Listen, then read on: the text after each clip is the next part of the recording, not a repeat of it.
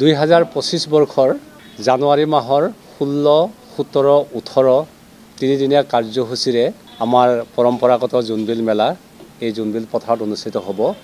গত ইংৰাজী 3/11/2024 তাৰিখে আমাৰ ৰাজদৰবাৰ বহিছিল।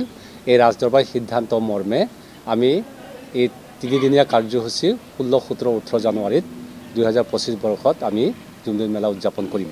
এইবাৰ জোনবিল মেলাত কাৰ্বি আংলঙৰ পৰা আমচাই পিনুং, বৰমাৰ্জং পিনুং, চখামণি পিনুং, বালিখঞ্জি পিনুং আদিকে কৰি ৰংখৈ বাৰ, খাওৰাগাৰাই, চিলাংখঞ্জি, উঠাংগঞ্জি আদিকে কৰি প্ৰায় 58খন গাঁৱৰ পাহাৰৰ লোকসকল, তিৱা লোকসকল আহিব আৰু মেঘালয়ৰ আমদুবি ঘাট, আমজং, লুমফৈ, উন্ত্ৰাই, উমদেন, উমলাপেৰ, মাগৰ পিনুং, মায়ং পিনুং, নখাপ, মকেৰ, মৰঙা, চিৰাদন আদিকে কৰি 20খন গাঁৱৰ লোকসকলে পাহাৰত উৎপাদিত হোৱা মেটমৰা সামগ্ৰী লৈ জোনবিল মেলাত তেওঁলোকে ঢাপলি মেলিব।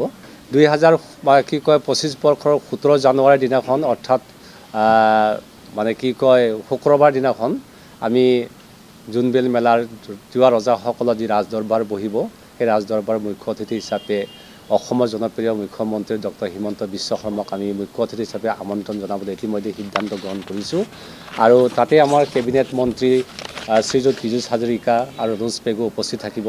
লগত মৰিগাঁও সমষ্টিৰ বিধায়ক আৰু তিৱা সাহিত্য পৰিষদৰ মুখ্য কাৰ্যবাহী সদস্য জীৱন চন্দ্ৰ কোঁৱৰ দেৱে উপস্থিত থাকিব।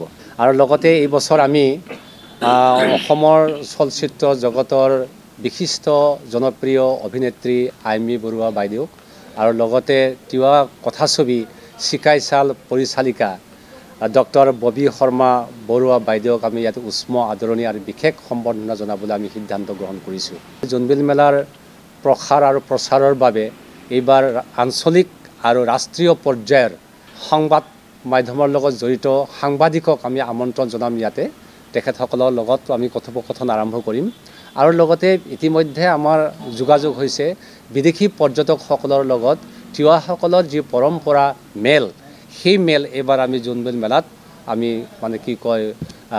আয়োজন কৰিছোঁ, যাতে বিদেশী পৰ্যটকসকলৰ লগত আমি এই যাতে কথোপকথনটো আৰম্ভ কৰিব পাৰোঁ জোনবিল মেলা সম্পৰ্কে। আমাৰ ৰাজ পৰিষদ, ঐতিহ্য তিৱা ৰাজদৰবাৰ, জোনবিল মেলা সমিতিৰ উদ্যোগত আৰু মাকাংকুচি কান্থিচুৰি চমতেটো সহযোগ কৰিছে। গতিকে ইয়াত জোনবিল সাংস্কৃতিক এটা উৎসৱ আমি আয়োজন কৰিছোঁ। ইয়াত বিভিন্ন ধৰণৰ আমি এতিয়া সাংস্কৃতিক দলবিলাক লৈ আহিম, উৎসৱ এটা আমি আয়োজন কৰিছোঁ। উৎসৱৰ সময়তে আমি ইতিমধ্যে উল্লেখ কৰি গৈছোঁ চলচ্চিত্ৰ জগতৰ দুগৰাকী বিশিষ্ট ব্যক্তিৰ নাম থকা আইমী বৰুৱা আৰু ডক্টৰ ববি শৰ্মা বৰুৱাক আমি সম্বৰ্ধনা জনাম।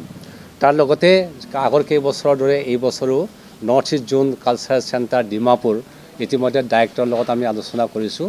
তেওঁলোকেও কালচাৰেল অনুষ্ঠান ভাৰতবৰ্ষৰ বিভিন্ন ৰাজ্যৰ পৰা সাংস্কৃতিক অনুষ্ঠানবিলাকক দলবিলাক লৈ আহি সাংস্কৃতিক অনুষ্ঠানটো ইয়াত কৰা হ'ব। গতিকে আমি এইবাৰ এনেধৰণে কাৰ্যসূচী লৈছোঁ। গতিকে সকলো ৰাজ্যকে জাতি ধৰ্ম বৰ্ণ নিৰ্বিশেষে এই চেনেহৰ সম্প্ৰীতিৰ মেলাখনত যোগদান কৰিবৰ কাৰণে আমি সকলোকে আহ্বান জনাইছোঁ। যিকোনো খবৰৰ বাবে যোগাযোগ কৰক 7099017330 লগতে 7099017110 নম্বৰত।